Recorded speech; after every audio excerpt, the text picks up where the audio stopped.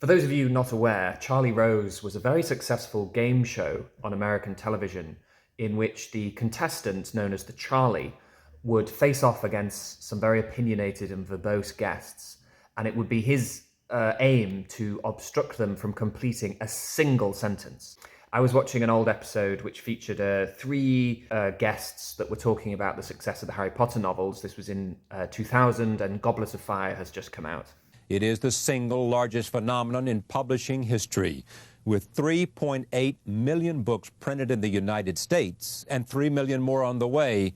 There has never been a bigger first printing of a book ever. And while impressed by the numbers, the Charlie is sort of disbelieving that anyone would really enjoy these books. And they're like the Oz books in a way, that you just suddenly think you're in another place, and it's all very well detailed, and there are lots of funny, interesting things going on all the time, and we are sorry when you're done reading them. That's you the really bottom are. line. Uh-huh. You, an adult, were sorry when you finished reading these books. You know what? Really, you, a fully grown woman with the hair and everything, you would get to the end of this piffle and feel remorse. If you have not been living on this planet and you don't know what Harry Potter is about, what's the story about? The story is about a young boy who is sort of straddling two worlds, the real world of people. I say this with absolutely zero media training, just pure instinct. Never, ever pull that facial expression while saying the words young boys and straddling. Now, observe the Charlie's techniques at obstructing his guests from being able to complete a point. He's a master at work. The confidence with which he runs down the clocks, talking complete nonsense. Does this change the nature of anything? Does it change the nature of children's books? Will children become reading a lot more? Will children's books become richer and more, as you use the term, fertile imagination of J.K. Rowling? I mean, do you think this will make children become more reading, or shall I just order the fettuccine to go and try and scrape a 0-0 draw? I mean, the guy's just such a pro. If his own questions dry up, he just tags in his mate Harold Bloom to throw them off. In your mind, and you see a scene better than you'd see in most movies, I think. not everybody loves them. Take a look at this clip from my show last night. One cannot be happy about the 35 million copies of Harry Potter. I had a piece in today's Wall Street I saw Journal. the editorial, yes, the op-ed piece. Yes, We can't be happy about that? No, I think that's not reading, because there's nothing there to be read. They're just an endless string of cliches. Just coming back to that guy's facial expression for a second, I'm pretty sure I found the reason. At some point in the interview, you can almost see it on camera, Charlie launches a torrid swipe below the desk at the guest's undertwaddle, and I think for the rest of the interview has him basically in his gnarled talon. I mean, it's not pretty. Extraordinary imagination when it comes to creating new characters. But I think that explains the sort of panic-stricken eye contact directed at Charlie throughout. A flyer on smarter books for children and riskier books for children. Maybe that'll happen. But unfortunately, it's probably going to just encourage them to try to knock it off. Yeah, that'll be awful. Will you knock it off? And if all else fails, just start naming the Harry Potter books one by one. Paul and Janet, I'm going to be very bored.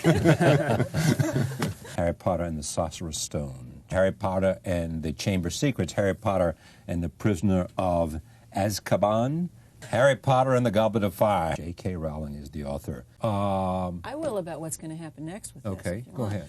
I worry that we're enjoying the twilight of the innocence of this whole thing, because once the lunchboxes come along, and once the movie goes into production, and once it gets to be a kind of toy tie-in merchandising phenomenon, I hope they don't spoil it for people who Why will that spoil it?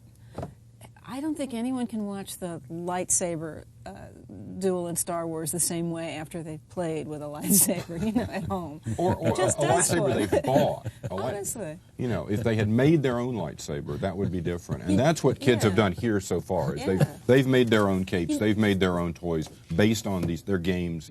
They haven't gone to the store and just... Yeah, so to be serious for a second, this point that Janet Maslin makes about it being the twilight of the innocence of the Harry Potter books really, stung, because I'm bang on the Harry Potter generation. I read the books before the films came out, and it was special to be, reading the same book as all of your schoolmates at the same time. I mean, everyone was pretty much on the same page it was so much of a phenomenon, as they say.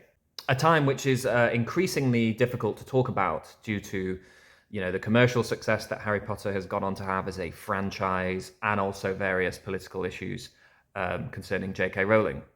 It seemed to me that a comparison could be made between the limitations that people place on J.K. Rowling as a outspoken feminist. We're happy with you to be a feminist, but shut up now. Shut up when it gets to this opinion. Shut up. We support your right to have an opinion until it's like here. There seemed to be a similarity there between the limitations people place on evaluating the quality of the Harry Potter books.